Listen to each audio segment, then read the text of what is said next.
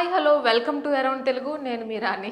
AP assembly ఎన్నికల ఫలితాలు. ఏపీలో వైఎస్ఆర్సీపీ మళ్లీ అధికారంలోకి వస్తే జగన్ సీఎం పగ్గాలు చేపట్టడం ఖాయం కాగా, టీడీపీ పవర్లోకి వస్తే మాత్రం చంద్రబాబు సీఎం అవుతారు. సాధారణంగా అయితే ఎన్నికల సమయంలో అటు అధికారంలో ఉన్న పార్టీ అధినేతపై కానీ, లేదంటే ప్రధాన ప్రతిపక్ష నేతపైన కానీ ఉండాలి. కానీ ఎన్నికల ముందు ఆ తర్వాత ఎక్కువగా వినిపించిన పేరు మాత్రం జనసేన అధినేత పవన్ కళ్యాణ్ది. టీడీపీతో పొత్తు ప్రకటన చేసిన నాటి నుంచి ఎన్నికల ఫలితాలు వెల్లడవుతున్న సమయం వరకు ఏపీ ప్రజల్లో, ముఖ్యంగా యువతలో పవన్ కళ్యాణ్ గురించే చర్చ నడుస్తూ వస్తుంది. పిఠాపురంలో పవన్ కళ్యాణ్ గెలుస్తారా? ఆయనకు ఎంత మెజార్టీ వస్తుంది? జనసేన ఎన్ని సీట్లు గెలుస్తుందనే విషయాలపైనే యువత దృష్టంతా ఉంది. 2019 ఎన్నికల్లో ఒక్క సీటుకే పరిమితమైన జనసేన పార్టీ ఈసారి డబుల్ డిజిట్ సీట్లు సాధిస్తుందని, 2 ఎంపీ సీట్లను గెలుచుకునే అవకాశం ఉందని ఎగ్జిట్ పోల్స్ అంచనా కూడా వేసేశాయి. గత ఎన్నికల్లో గాజువాక, భీమవరం నుంచి పోటీ చేసి 2 చోట్ల ఓడిన జనసేనాని ఈసారి పిఠాపురంలో భారీ మెజారిటీతో గెలవబోతున్నారని ఆరా మస్తాన్ సర్వే సైతం ప్రకటించేసింది.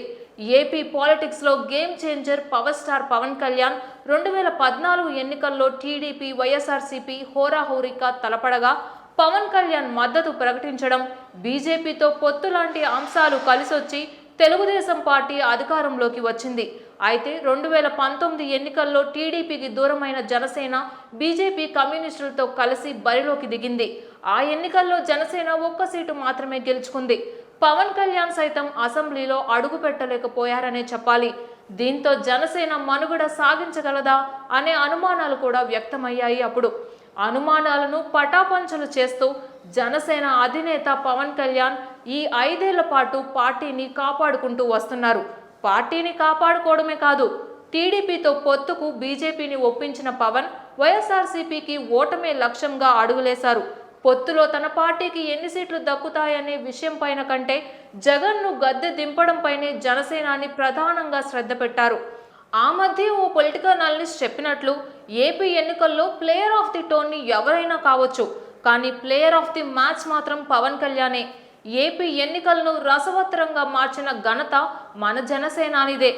ఏపీ ఎన్నికల్లో జనసేన డబుల్ డిజిట్ సీట్లు సాధించి వైఎస్ఆర్సీపీ గనుక ఓడిపోతే జనసేనాని లక్ష్యం నెరవేరినట్లే.